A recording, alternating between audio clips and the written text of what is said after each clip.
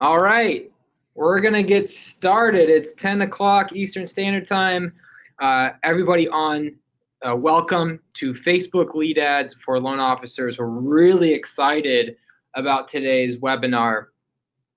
It's really going to be a lot of value for everybody listening in, a lot of really cool takeaways for those wanting to use Facebook and Facebook ads to capture qualified buyers for their business. We have an awesome guest. His name is Toby Danilchuk from 39 Celsius Digital Marketing Agency. He's got a lot of background in this arena and is going to walk us through step by step on how to create these successful ad campaigns. It's going to talk about how to build them, target qualified buyers, give proven ads so you can copy proven ads that actually work and start capturing leads today. My name is Jason Perkins. I'm the marketing evangelist for Mortgage Machine. I'm also sitting in with Josh Brader, who is a Mortgage Machine coach.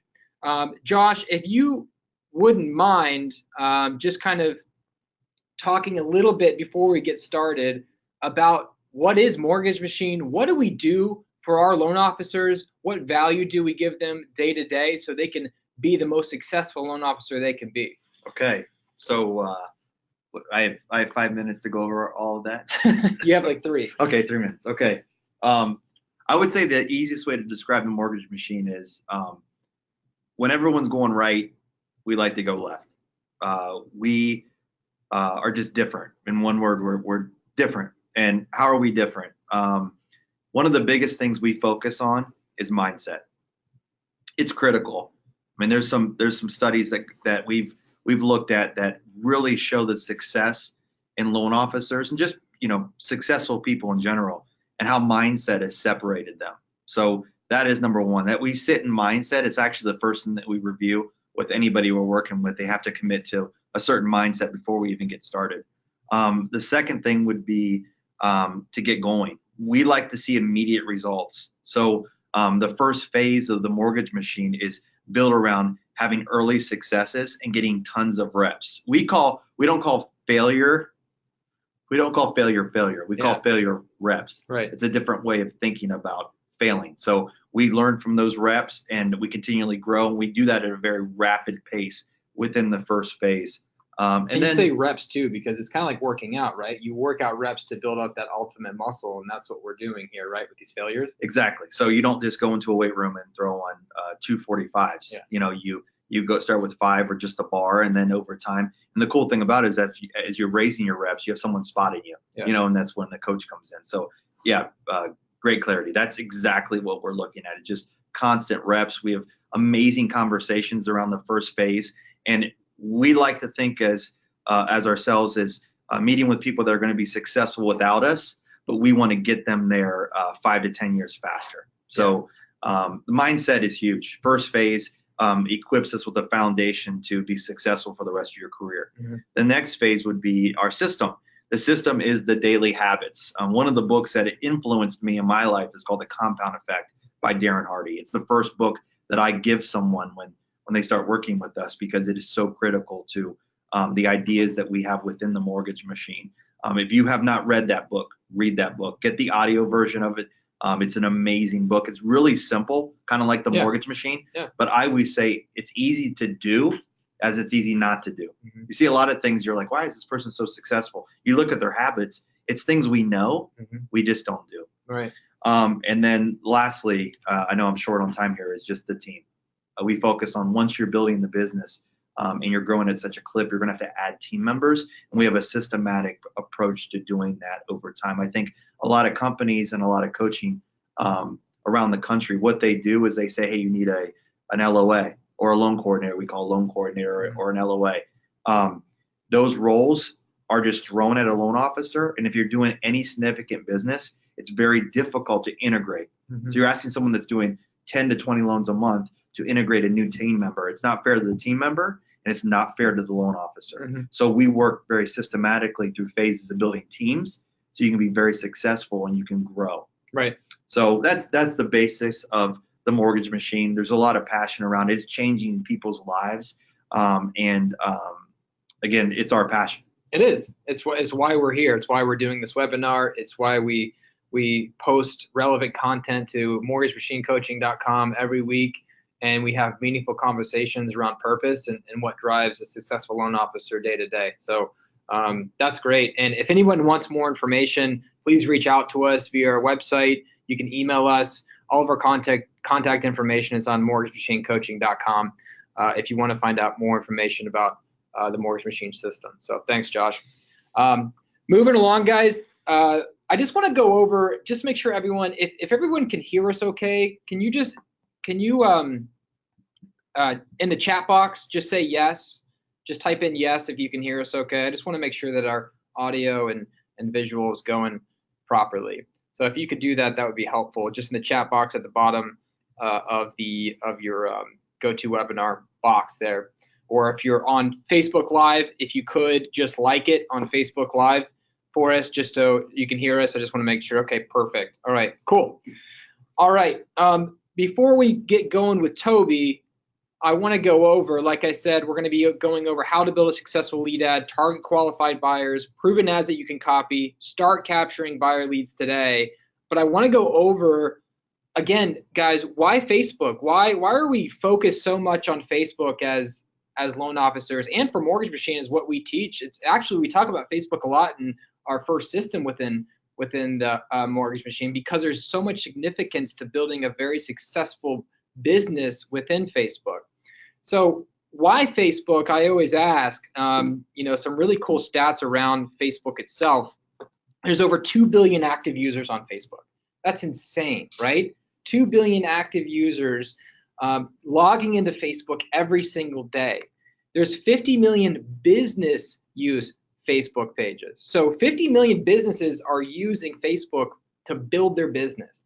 I mean, that's no small chunk of change. They're obviously seeing success around this and the advantages of playing within the Facebook realm. I always like to say Facebook is the internet for loan officers, because 90% of your traffic is your conversations and relationship that you build with referral partners. And all of those individuals are on Facebook, right? So we need to be within Facebook and engaged in Facebook, building those relationships and conversations.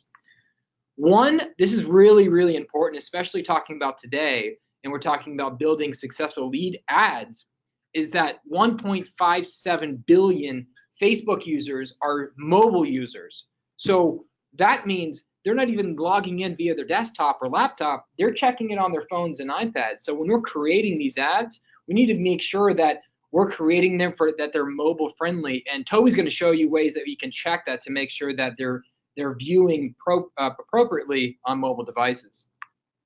Check this out. 82% of Facebook is 25 to 34, right? So that's a huge chunk. That's the millennial buyer. Look at that. I mean, like, those are first-time home buyers coming in the market that are all on Facebook, right? So it's not just like your grandma going on Facebook to see what you're doing, or right, your mom or dad or your brother. Like, there's a huge chunk of millennials using Facebook every single day. The other big chunk is the 30 to 49-year-olds, right? The ones that are maybe have their first house or moving to a second house, right? Or they're a move-up buyer, they're expanding their family, right? So both of these demographics are critical for loan officers to target when we're creating ads within the Facebook arena.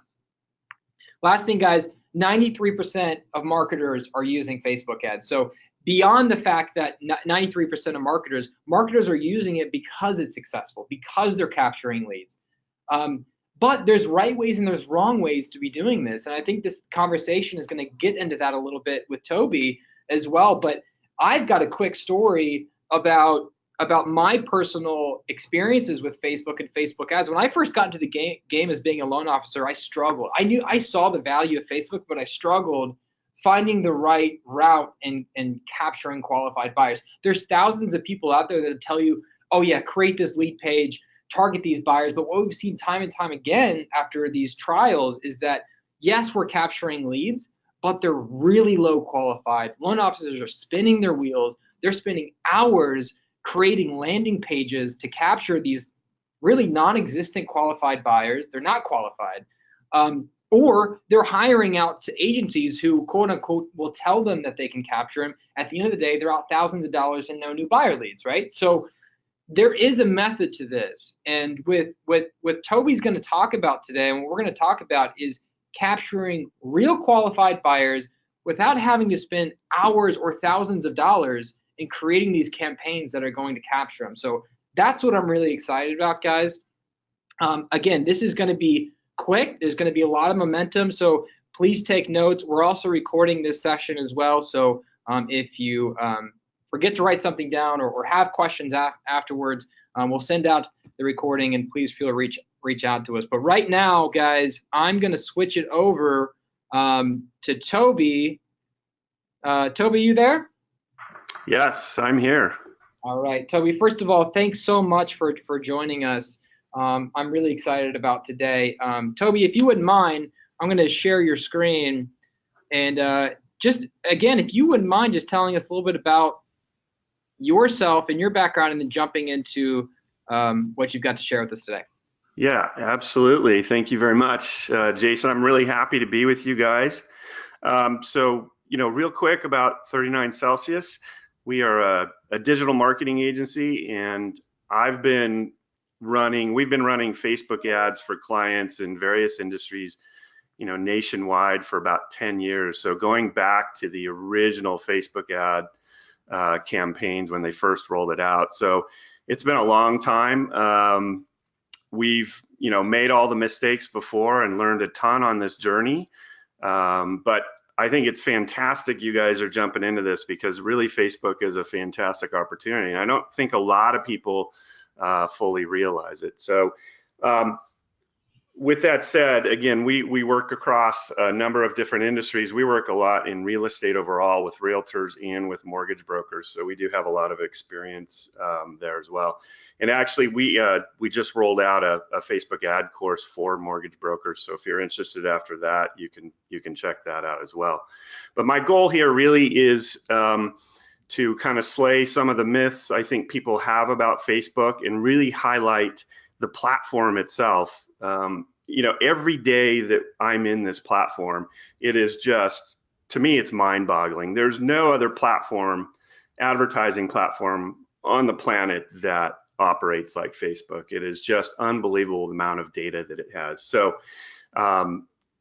let me just first, slay some of these myths. When they first get into Facebook ads, are focused on boost posts. And a boost post is when you take a page post that's on your Facebook business page and you boost it and you get some exposure with that. You're getting some likes and engagement. But let me point out here, what I have on my screen are the 10 core campaign objectives that Facebook even offers. A boost post is only one of those, and it focuses on engagement, which is really this one here. The problem with a boost post, you should almost never use them. At a minimum, 10% of your ad spend should be on it. But boost post goes after engagement metrics. So it's targeting people that are social butterflies, if you will. And those are people that are going to click like and share or comment on just about any post. So it produces vanity metrics that are pretty much useless. And even Facebook themselves has found that running boost posts and engagement has no correlation to business outcomes. And at the end of the day, that's what we're here about, is to drive business outcomes, which are leads and brand awareness, ad recall for your ad with your target audience. So keep that in mind. Sorry. I'm sorry to jump in. Yeah, sorry to jump in. I just want to clarify, because that's a really important part that you just talked about. Not everybody on Facebook is a social butterfly. A lot of people are just lurkers, right? They're lurker. They're going on Facebook to disengage from their day-to-day, and they're looking for things that are that electrify the mind, right? So they're not getting necessarily logging into Facebook to engage and comment and like and that kind of stuff. So that's a really important piece to remember. Yeah, absolutely. So each of these campaign objectives, which I'm showing on the screen right here, are designed to go after a specific goal or business outcome. I think that's the key takeaway here. And a boost post or an engagement campaign objective is designed for a specific thing. So I think just the takeaway before we get into the more of the meatier stuff is, don't use boost posts except at a minimum. They're not going to do a whole lot for your business. But getting back to Jason's original point on some of the stats with Facebook, if you look at consumer behavior today, you all are pretty well aware that there's been this huge shift in consumer behavior to mobile devices. people are spending 3 to 4 hours a day on a mobile device. 1 hour of that time is spent in Facebook, in the Facebook app itself on mobile. And if you summed up the next 10 most popular social apps, it would not sum to the amount of time people are spending on Facebook. I mean, that's just mind-boggling. You know, you sum up the amount of time people are on Pinterest, Twitter, Instagram, YouTube, it doesn't sum to the amount of time people are spending on Facebook. So why is that important to you as a business owner, a mortgage broker? That's important because if you're going to advertise where the eyeballs are, where your consumers are, and that's in Facebook. So really good stuff with Facebook. Let me now transition into lead ads specifically and some of the targeting to show you all what's possible with this. So when the first step in creating any ad is going to be within your ad manager, and the first step is to choose your campaign objective, which I kind of alluded to already. Again, these are the campaign objectives. When you first create a lead ad, you're going to choose what's called lead generation, which is right here. Let me go ahead and click on that and just show you what that looks like. So when you click lead generation, that next step is going to be choosing your segmentation.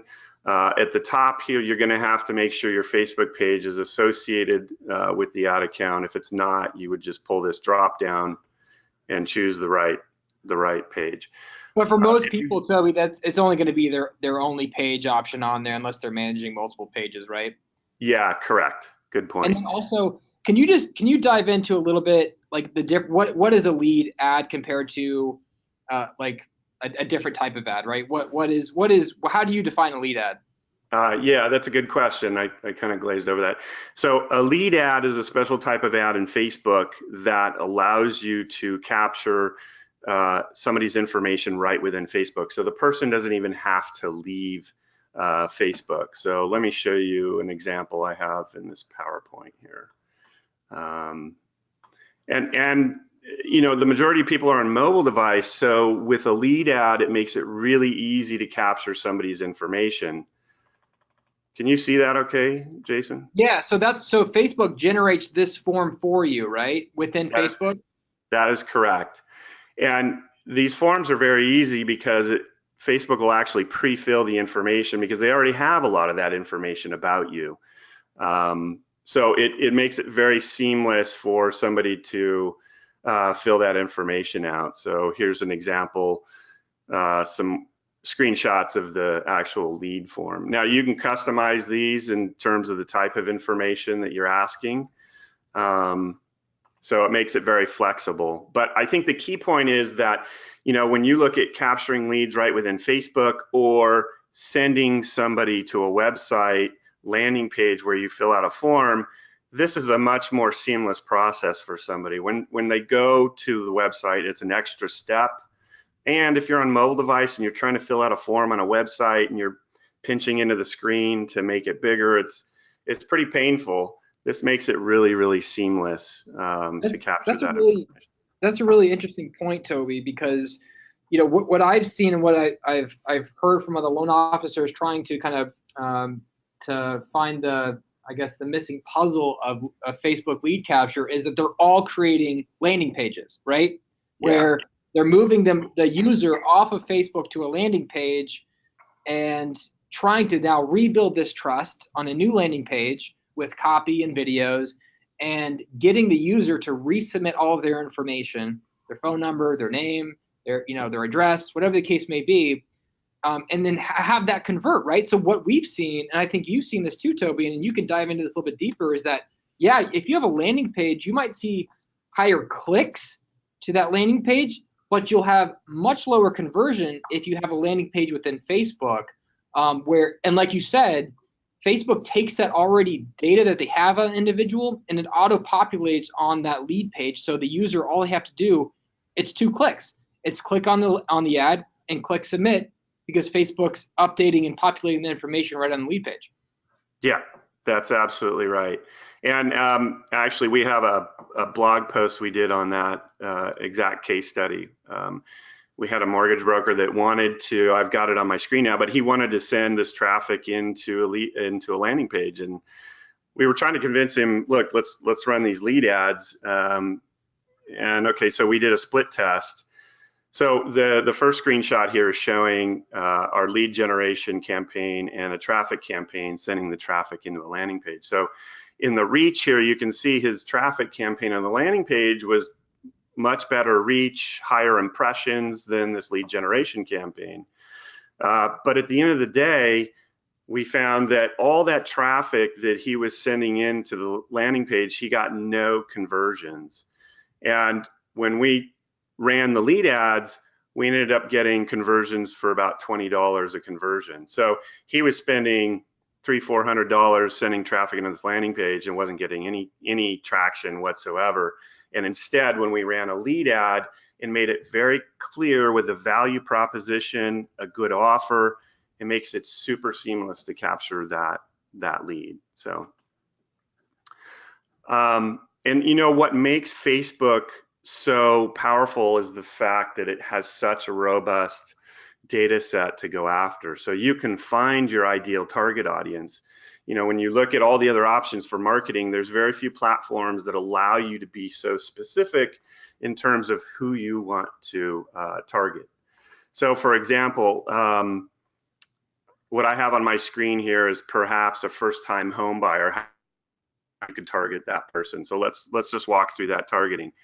In this case, I chose just the Houston DMA. So you can see that on the map here, but you can get very specific here by zip code or radius or however you want to target this. You know, the Houston market's big, so maybe that's too big.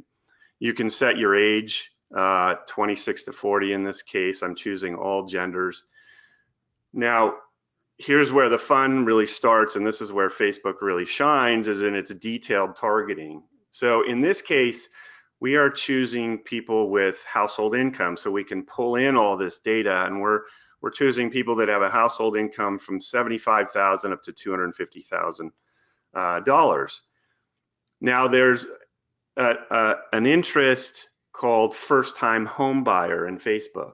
So we've layered this into our targeting. So we've added the age and the gender, the income. Now we're layering on what's called a first-time home buyer, and you're probably wondering, well, how do they know that? Facebook collects data not only from what people have entered into Facebook and their behaviors on Facebook, but what they're doing off of Facebook. So they know if you're going to Zillow or Trulia or Realtor.com, they know this behavior, they're tracking that behavior. But more importantly, they are taking offline data and merging that into this online data set. So they have third-party relationships with all sorts of companies like credit card companies, you know, credit companies. They can pull in all this information and you end up with this ridiculously robust data set. And that's why Facebook is such a great platform in terms of demographic targeting. So we've layered on this first-time home buyer. And let me slow down here and show you some of the core audiences that they have. So when you're in the ad platform, you're building up your ad, and you click on browse here, you can see some of these are called what are called core audiences, demographics. You can see all these things that you can choose from. Financial, again, we chose income. You just saw that, so you can click the drop down on income. You can choose whatever income you want to target. You can go after net worth. Home, you can home type, home ownership. So in here you can find, here's first time home buyer. You can choose renters. So we layered on, again, first time home buyer. Then we also added renters as well. So this is, you know, again, somebody who's going to buy their first home. We're going after that person who's got the money that can afford a home. And you know, these income demographics are going to change depending on the market. And we're going after people that are renting. In addition to that, we're now layering on what are called interests. So interests, again, are things that people have entered into their profile. keywords they've used, pages they've liked, behavior that they've exhibited on Facebook.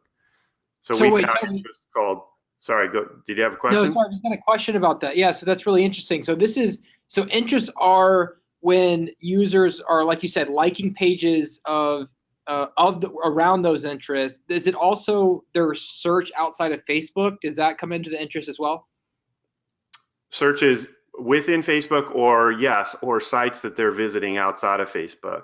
Sites that they're visiting outside of Facebook. Absolutely. So in this case, we layered on buying a house. People who have expressed an interest or like pages related to buying a house. Homes.com, house hunting. People that have an interest in new houses, an interest in realtor.com, Redfin, Starter Home. So again, people who've expressed an interest in starter homes, Trulia, Zillow. This is just a sample that I've provided here. You can keep going on this. Now, these are all what are called an and operator. So they have to have this household income. They have to be a first-time home buyer, and they have to match at least one of these as well: house hunting, first-time home buyer, and a renter. Now, we're excluding people down here. So there's this narrow further link down here. So we're actually able to now exclude mortgage brokers. We don't want our competitors to see what we're doing. So we're excluding based on job titles. So you can see here demographics, work, job titles. And there's far more. You can enter in a whole list of job titles. Mortgage broker, mortgage loan officer, senior loan officer. You can actually type in keywords to find perhaps other things that you want to block. So there's two ways to search for these things. You can click on browse demographics, and you can find work, and here's job titles, and you can start typing in job titles or office type. You can also block employers, so you could just block mortgage companies as a whole that if you don't want your ads to show there. But you can just start typing in here, and Facebook will autofill all these categories. Now, you want to pay attention to what you're going to be adding here. In this case, we're trying to exclude people we know are mortgage brokers. So you wouldn't click on any of these interests. Here's a behavior. So here's a job title, mortgage specialist. So we could add that. I've added that in there as well. So you can keep going with that, and you can type keywords in here, or you can go under browse and search however you like. So that's an example of how you could do the targeting for somebody that is a first-time home buyer. Now, perhaps you want to target people that are refi. Again, in this case, I'm choosing the Chicago DMA. Let's set our age range like 30 to, I don't know, maybe 59 or something. And again, this could, as an example, be people you want to offer a refi package or something. So we've layered on people that we know are homeowners. Now, in this case, this is an interesting one because we're actually going to be going after people that we know need cash, right? A lot of the motivations behind a refi is I free up 200, 400, 600, 700 bucks a month because I refi. So this case, we're actually going after people that perhaps are financially maybe a little bit distressed, that could still, get into a refi. So we've chosen people we know are homeowners. There's this category in here called balance transfers. So, people that maybe need the cash or moving money around from here to there, they're getting creative. They're doing credit card balance transfers.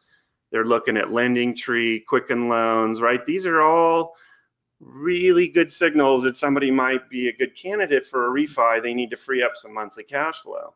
Hey, so Toby, there's a lot of really creative things. That's really cool. I've got a question on Facebook real quick. Can you have, which is interesting, can you have too many interests and demographics chosen? Like what happens if you have too many interests and demographics chosen for your detailed targeting? Can you have too many? Yeah, that's a really good point. Really good question. Yeah, you need to be careful about layering this on. So what will happen is that you'll get too small of an audience. So up here on the right is potential reach. Now that's a huge audience, 2.4 million. So that's not necessarily a problem of layering on more here. But of course, we're targeting the third largest metro market in the country. But what can happen is that you start layering on more and more, and your audience shrinks more and more, and then it's pretty small. It's too small to run effectively. So you do have to be careful there. You kind of want to get your core signals and interests and behaviors, and then you want to let it run and test and see what those results like. But the one thing you have to remember is that the Facebook algorithm is really, really intelligent, and it wants to deliver results to you.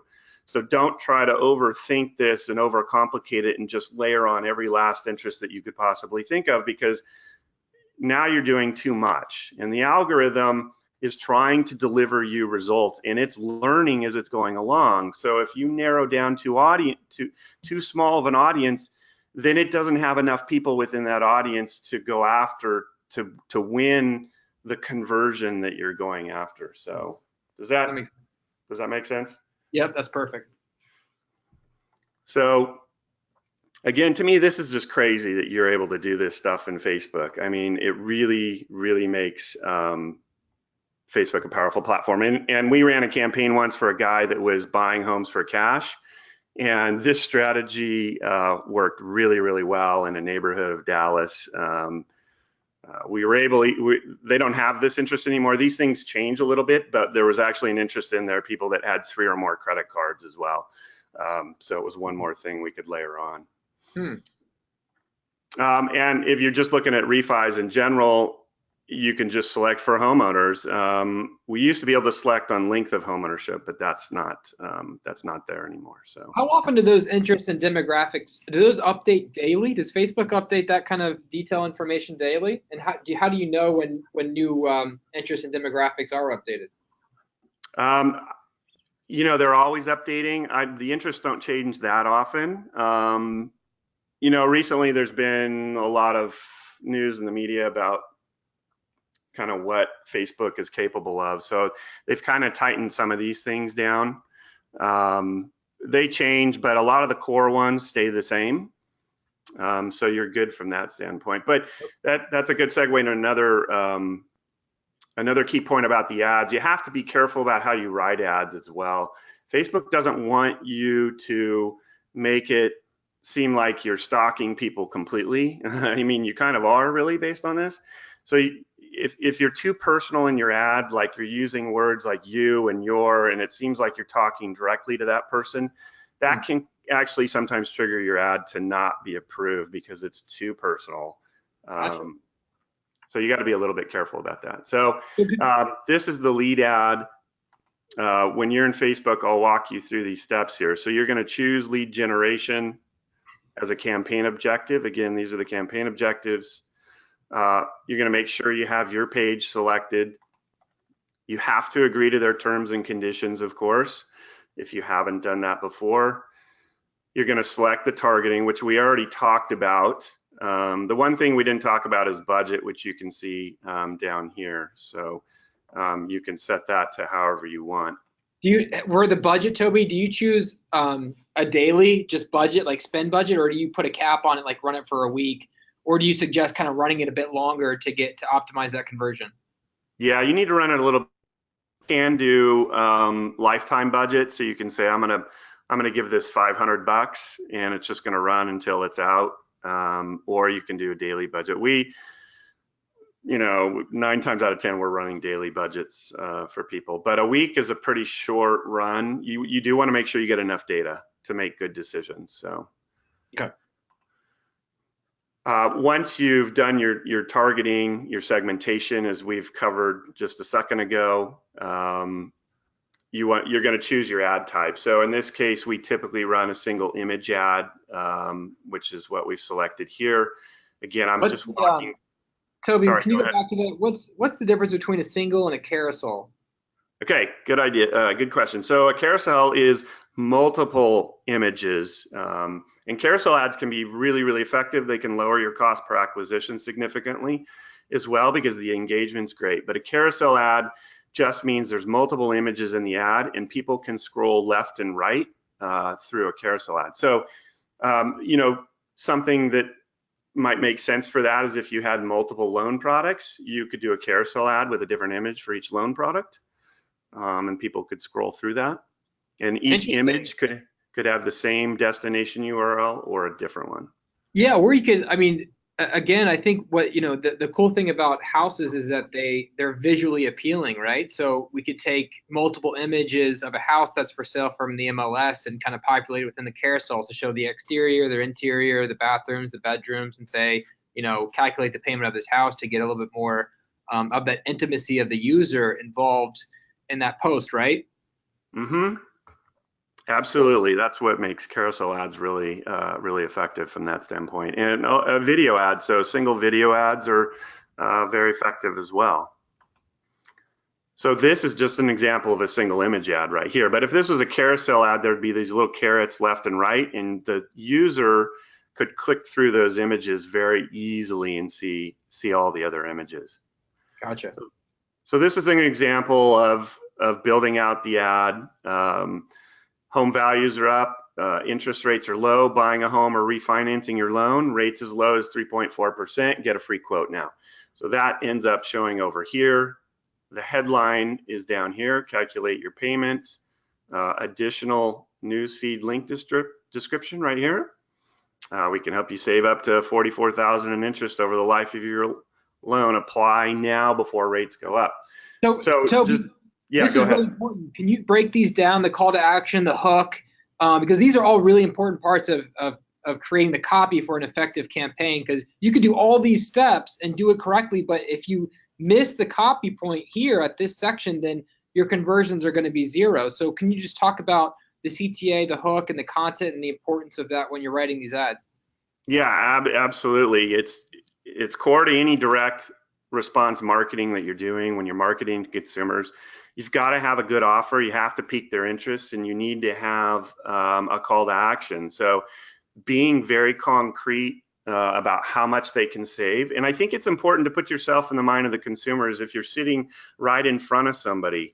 And you got to be careful about using your own lingo too much. A lot of people, points, what are points? And I don't know, you're scaring me now with points and all this other stuff. Break it down really basic. How much am I going to save? What is the ultimate benefit for the consumer? And at the same time, you want to create a sense of urgency as well. So we can help you save $44,000 in interest. So there's a strong value proposition there. Apply now before rates go up. So you're creating that sense of urgency. Another value proposition with the hook, get a free quote. And this is the call to action button. There's quite a few that you can choose here. It could be apply now, get quote, learn more. Those are all things that you can test as you're building out your loan. Now, one thing too, Toby, is, two things. One, always check with your compliance department, because different mortgage banks have different rules and regulations and stipulations around what you can and can't post. But the other thing too is this is the copy that you used on another test that generated that $20 conversion, right? Yes. Okay. Which is great. So once your ad is built, and you can see how it looks in all sorts of devices up here: desktop newsfeed, mobile newsfeed, Instagram, right side, whatnot. You'll scroll down there. You'll create a new form. Right here is where you start building the form. This is the lead form. Yep. Okay. This is the lead form. So we built the ad, we've done our segmentation, now we're building the lead form. When they click this button down here, get quote, that's when the lead form will pop up. Get a free loan quote in your inbox in less than 24 hours. Upload your image. You can do a paragraph layout here or a bullet layout, but you can see the bullets right here. It keeps it pretty short and sweet. Free quote, loan rates and options right in your inbox, no commitment required. Interest rates are low. Find out how much money you will save. Now we're moving through. You can click this radio button for questions as well. So let's see what that looks like. Again, we are asking for email, full name, and phone number, but there's all these other you can add in there too. Now, really important point here, the more that you ask, the lower your conversion rate. So keep it simple. 2 or 3 is it. Phone, email, full name. I would leave it at that. You can experiment with this, of course, but again, best practice, the less you ask of people, the more you get. So keep that to a bare minimum. Okay, we're building it out here. You can see it on the right. You have to have a terms and conditions and a link to a privacy policy, which can just be to the privacy policy on your website. And now we're into the thank you screen. So after somebody submitted that information, your info has been sent to ABC Loans. Tap buttons below to visit our website. You can actually send them to the website after that's completed. You want to name your form.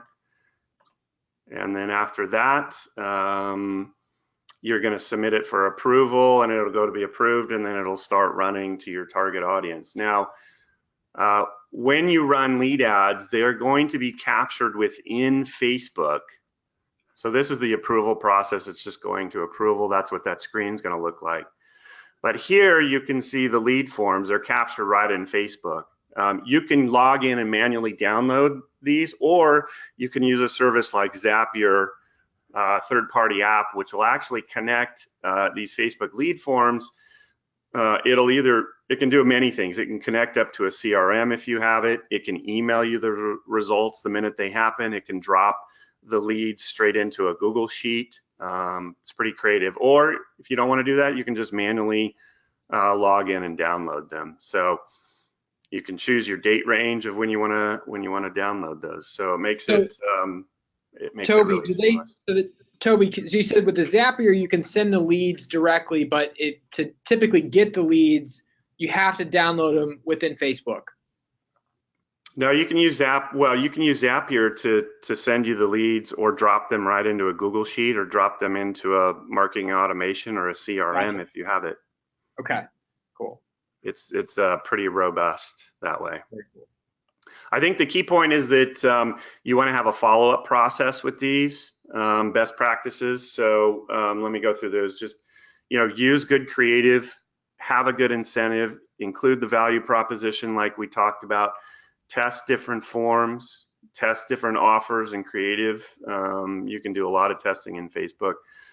And, you got to follow up on these things. You got to have a good follow-up process. If you're doing some sort of marketing automation or you're using MailChimp, you can use Zapier to drop these straight into MailChimp or whatever you're using and have it automatically email out an email sequence or whatever you're using from that standpoint. So that walks through kind of the basics of lead ads.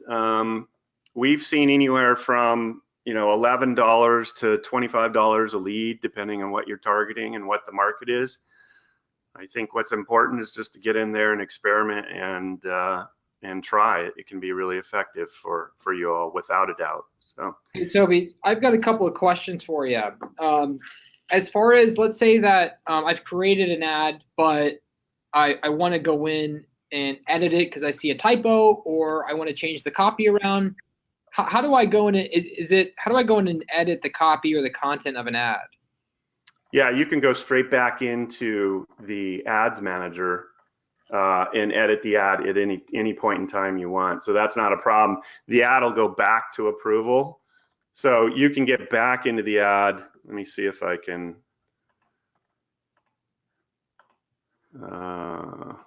show you.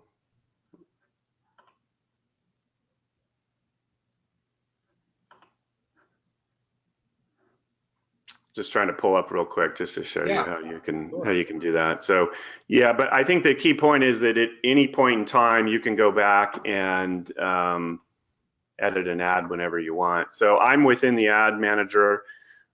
These are the campaigns. I'm in the ad set. Here's ads. So right here you can click edit, or you can click this little button over here. You can click edit over here. Pops up my ad. And boom, I can scroll right in here. This is a carousel ad actually, which I can show you here, desktop newsfeed. So this is a carousel ad. This is how people can scroll through and see those different ads. Call to action button. but here's the text for the ad. You can change the images, and then when you're done, you just go down here, confirm and close, and it goes back to Facebook for review, and it'll start running again. That's great. Hey, Toby, I've got a question via our Facebook from Joel. He says that you recommend running ads from non-branded business pages. I've heard that non-branded pages are known to convert better. For example, instead of running ads from Joel Mallow, Lending Team, etc., he would create a new page called California First-Time Home Buyers. Do you recommend that? It's worth testing. I don't have any concrete data that shows that's better or not. I think that's getting pretty granular. I think what you got to focus on is a good offer, a good hook, of good value proposition. I don't have any concrete data in terms of the type of page you're running from. I've seen these lead ads work across all different types of pages. So you're saying it really doesn't matter if it's coming from like California VA specialists, right? Or Jason Perkins, loan officer, California. Where it's coming from really isn't as important as the copy and the imagery and the hook and the call to action. Then you're performing the ad. Correct. Absolutely correct. Yep. Okay, cool. And then where do you have a recommendation on finding images that are compliant that you can either find for free or purchase for at an inexpensive cost? Do you have a source for that? Right within the ad platform, Facebook, you can they have a bunch of stock photos that you can search for right within the platform itself. Let me see if I can get it. And these are all free use. Yeah. So when you create a new ad,